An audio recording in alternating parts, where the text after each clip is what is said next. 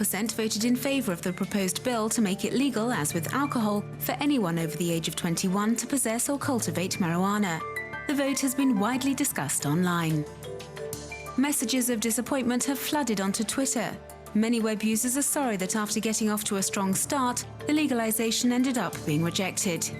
Campaigning for a yes vote was indeed extremely active. As this blogger notes, numerous international organisations as well as former political figures publicly supported the legalisation. He also says the founders of Facebook, Gmail and PayPal made financial contributions to the campaign. He feels this wide support already represents a certain victory. The site Just Say Now, that campaigned for a yes vote, expresses a similar sentiment, saying this campaign gave birth to a powerful popular movement that will mobilise again in 2012. And to get an idea of the forces involved with regards to a future vote, this online tool from the Los Angeles Times has revealed who financed the campaigns supporting and opposing Proposition 19. And even if millions of dollars had been injected into the Yes campaign, the financial support for opposition campaigns was also very high. And the referendum inspired many videos. The site College Humor has imagined all the crazy advertising that could have existed if the legalization bill had been adopted. Wake and Bacon is the only breakfast that gives you munchies and cures them at the same. A new law in the town of Castellammare di Stabia has sparked an outcry in Italy. In a bid to restore urban decorum, Luigi Bobbio, the mayor of the seaside town near to Naples, has passed legislation which bans, amongst other things, the wearing of miniskirts. The web reacts.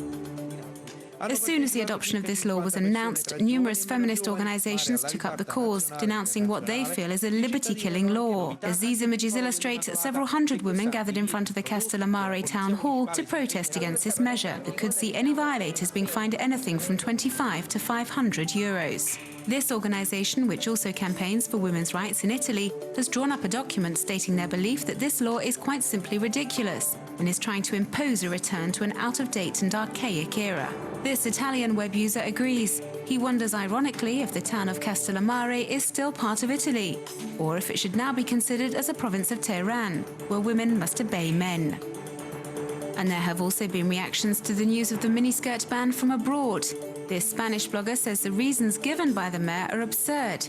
She says that if the Roman Empire had adopted such a law, it would not have lasted a long time, because soldiers wore very short skirts in combat. Meanwhile, this web user says it's not the first time a mayor in Italy has adopted a crazy law.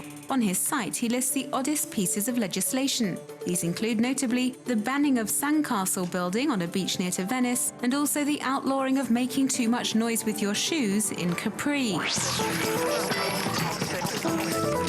Blekko is an ambitious search engine as it aims to give better search results than Google. According to the developers of Blekko, it only proposes relevant results.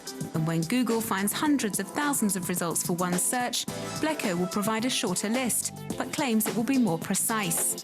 These results are attributed to the human factor, because they're based on recommendations from web users.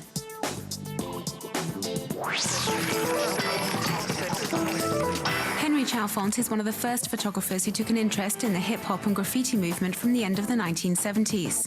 He notably followed pioneers like Dondi or Blade on their trips around the New York subway. The photographer has decided to share his photos with web users.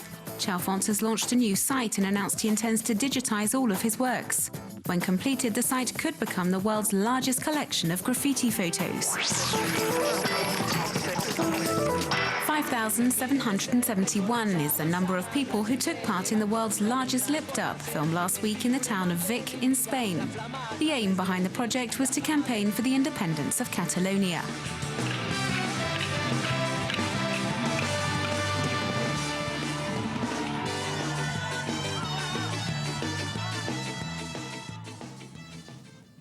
Well, let's just get a recap now of the main international news headlines. Australian airline Qantas grounds all